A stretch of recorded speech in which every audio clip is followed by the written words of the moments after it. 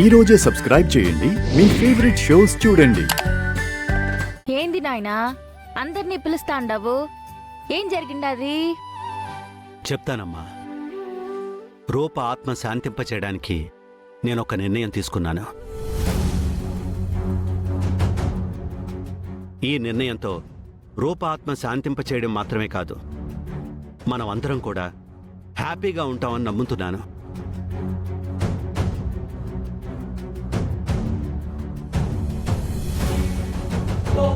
మీరు నిర్ణయం తీసుకున్నారంటే ఖచ్చితంగా అది అందరికీ మంచి చేసేదా ఉంటుంది పెద్దయ్య. అలా అనుకునే నేను ఒంటరిగా తీసుకున్న నిర్ణయాలతో మీ అందరినీ బాధ పెట్టాను. అందుకే ఈ నా నిర్ణయాన్ని మీతో పంచుకుందామని మీ అందరినీ పిలిచాను.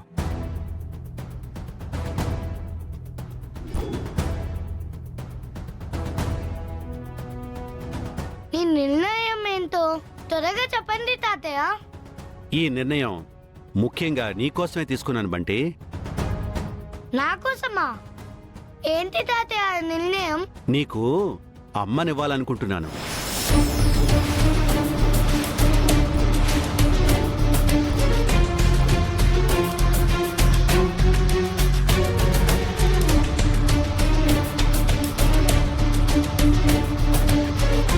పెద్దయ్య, అవును రాజు, నీకు మళ్ళీ పెళ్లి చేద్దాం అనుకుంటున్నాను.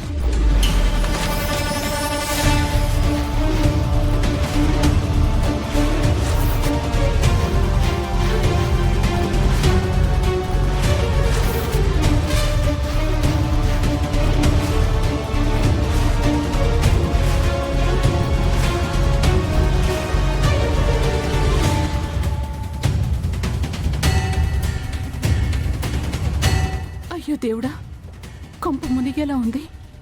సూర్య నిర్ణయం తీసుకున్నాడంటే అందులో తిరుగుండదు. ఇప్పుడు రాజుకి ఇంకొక పెళ్లి చేస్తే రూప పరిస్థితి ఏంటి స్వామి? ఎలాగైనా రూప బతికే ఉందన్న విషయం సూర్యకి చెప్పేయాలి. ఇప్పుడు నాన్నకి నిజం చెప్పకపోతే నేను అన్యాయం అయిపోతాను. కానీ నాన్నకి నిజం తెలిస్తే నాన్న ఎలా రియాక్ట్ అవుతారో అని భయంగా ఉంది. ఎలాగా అలా నాన్న తీసుకున్న నిర్ణయాన్ని వెనక్కి తీసుకునేలా చెయ్యాలి. బావగారికి మళ్ళీ పెళ్ళైంది నాయనా. అక్క బావగారి ప్రేమ కథ విన్నాను. వాళ్ళిద్దరూ ఒకరి కోసం ఒకరు పుట్టినట్టు, ఒకరి కోసం ఒకరు బతికినట్టు విన్నాను. వాళ్ళ కథలోకి ఇంకో అమ్మాయి వస్తే ఏం బాగుంటుంది నాయనా? అవును పెద్దయ్య, మీరు తీసుకున్న నిర్ణయం నేనెప్పుడూ కాదనలేదు. కానీ ఇప్పుడు తీసుకున్న నిర్ణయం... రాజు, నీ బాధని నేను అర్థం చేసుకోగలను. కానీ బంటి బాధని నువ్వు అర్థం చేసుకోవాలి. బంటికి నాన్న ఎంత అవసరం, అమ్మ కూడా అంతే అవసరం. దానికి నేనుండాను కదా నాయనా. ఎంతకాలం అని ఉంటావమ్మా? ఎంతకాలం అయింది నాయనా?